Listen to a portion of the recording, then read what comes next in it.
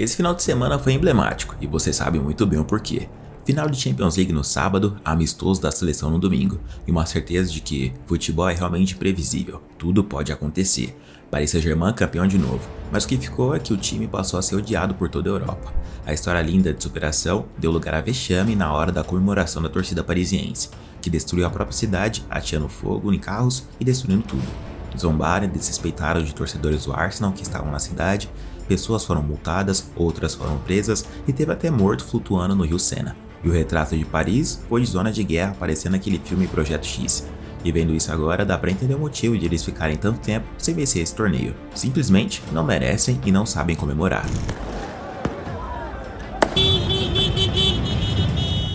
Enquanto isso, no domingo, a seleção brasileira entrou em campo no Maracanã para enfrentar o poderoso Panamá. O começo foi melancólico. Erraram o hino nacional, tomaram pressão no Panamá e mais um jogo ruim sobre o comando de Ancelotti foi apresentado, pelo menos no primeiro tempo.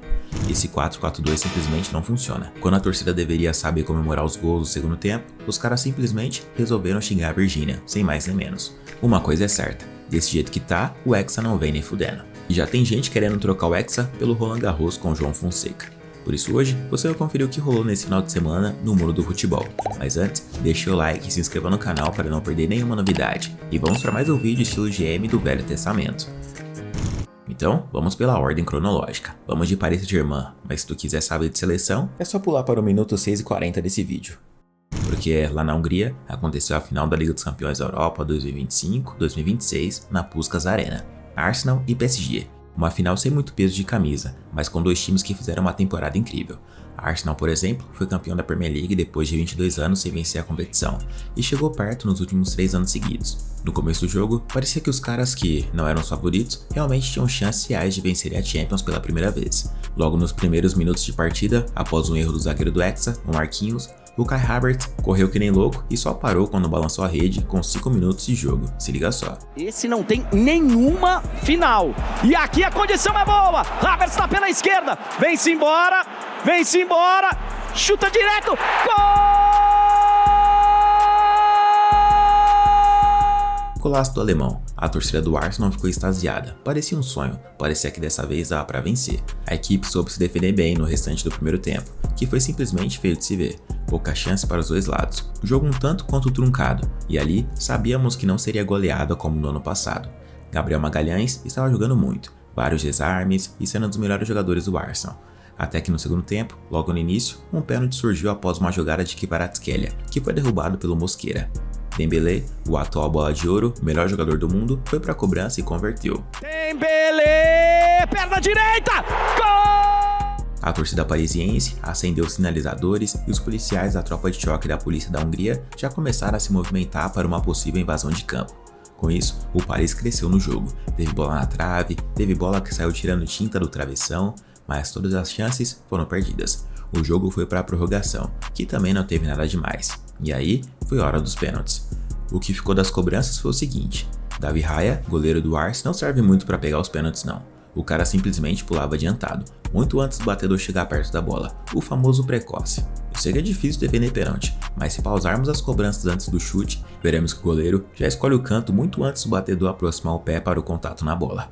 No pênalti do Beraldo, ele já estava lá em Nárnia, nem saiu na foto. Autorizado. Perna canhota, gol! Eberechi Eze, contratação milionária, foi o primeiro a perder o pênalti no jogo. O camisa 10 bateu mal demais. Logo em seguida, Raya pegou o pênalti do Nuno Mendes, deixou tudo igual, mas não adiantou muito, porque na hora do Gabriel Magalhães, mais o zagueiro do Hexa que vinha de grande temporada, o chute foi pro Carvalho. Gabriel, autorizado, vai na perna esquerda, Gabriel, pra fora! O Paris Saint-Germain faz história! Muito mal batido, PSG bicampeão da Liga dos Campeões. Logo após a cobrança, Marquinhos fez questão de ir consolar o Gabriel Magalhães. Ele que perdeu a última cobrança em 2022 na Copa do Mundo no jogo contra a Croácia, sabe muito bem o peso que um erro como esse tem. E essa será a dupla de zaga da seleção. Belo gesto do Marquinhos. Mas imagina só como deve estar a cara do Mbappé. Ele saiu do PSG e o time ganhou 2 Champions League seguidas. Ele foi pro Real Madrid e o time está em sua pior crise dos últimos 10 anos. E a própria torcida diz que é culpa dele. Sem contar que sua namorada, a Esther Esposito, estava curtindo um show do Bad Bunny e dançando com ele. sobra nada nem pro Kylian, mogado. O jogador também foi lembrado pelos torcedores do Paris Saint-Germain após a vitória, que chegaram muito ele.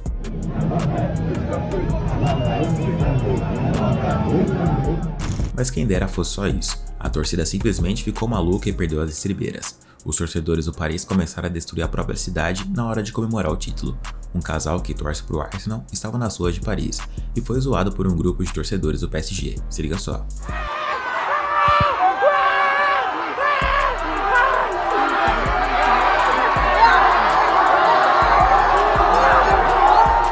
Quebradeira, fogos, fogo em carro, destruição e caos total. A polícia foi chamada, jogou bomba, água e o que era para ser festa virou desastre.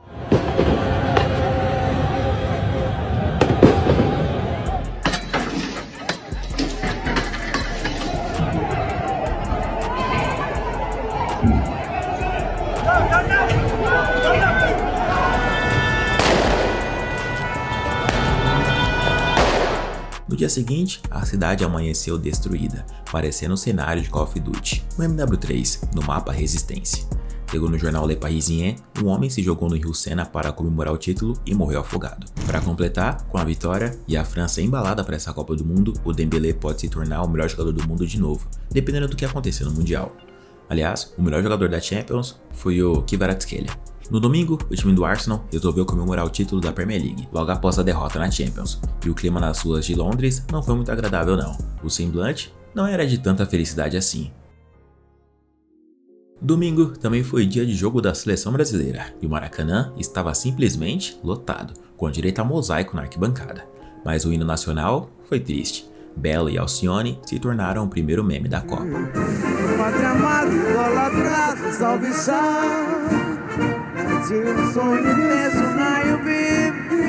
A torcida até tentou ajudar, mas faltou ensaio dos artistas e responsabilidade. Foi uma falta de respeito. Logo em seguida, a torcida cantou o hino novamente, como uma forma de ensiná-los. Apesar disso, o clima era de festa, e a festa era bonita. Vinícius Júnior fez questão de deixá-la ainda melhor. Fez um golaço para abrir o placar com 1 minuto de jogo.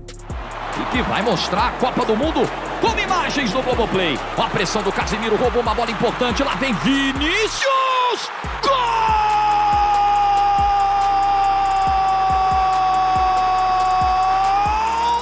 Poucos minutos depois, uma cobrança de falta, o Panamá empatou em uma bola desviada na cobrança. Mas o que chamou a atenção mesmo foi a falta de entrosamento e o jogo abaixo do esperado dos titulares.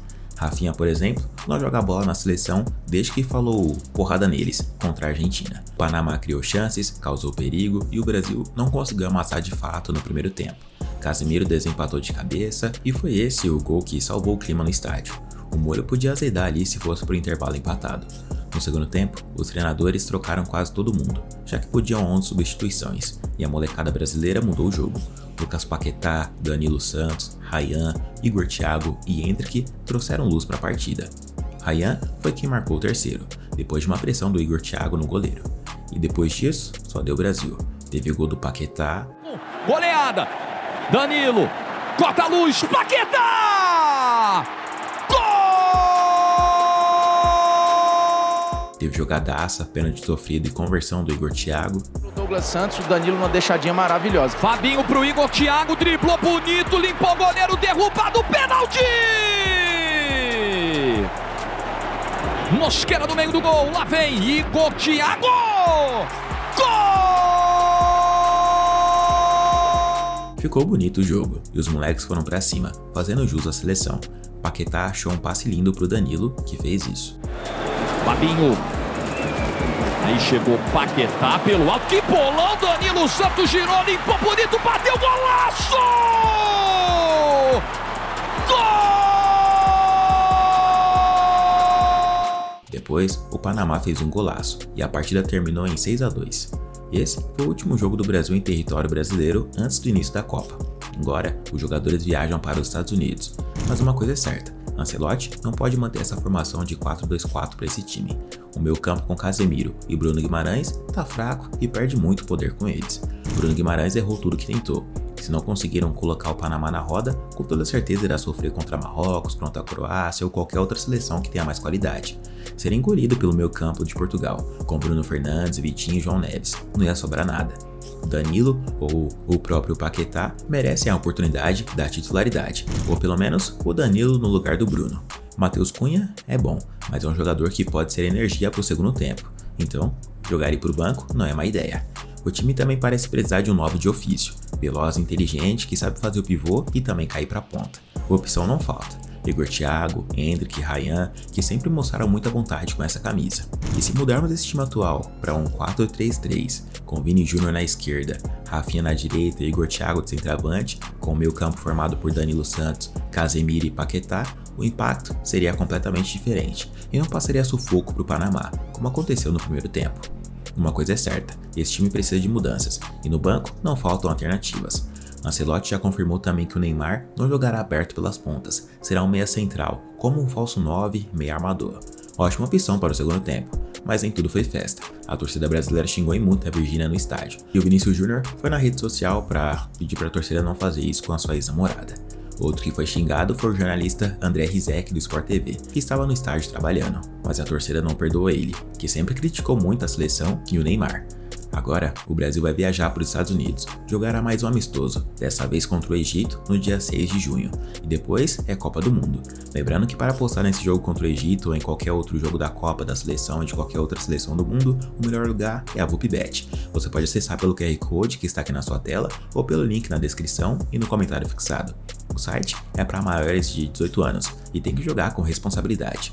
Mas já me conta aqui nos comentários o que você achou do jogo do PSG na Champions, do campeão de novo e do Brasil contra o Panamá. Goleada, mas mudanças precisam ser feitas. Comenta aqui embaixo e me conta. Eu sou o Gustavo Marques, tô ficando por aqui. Se você gostou, não se esqueça de deixar seu like e de se inscrever no canal. Um abraço a todos e até o próximo vídeo.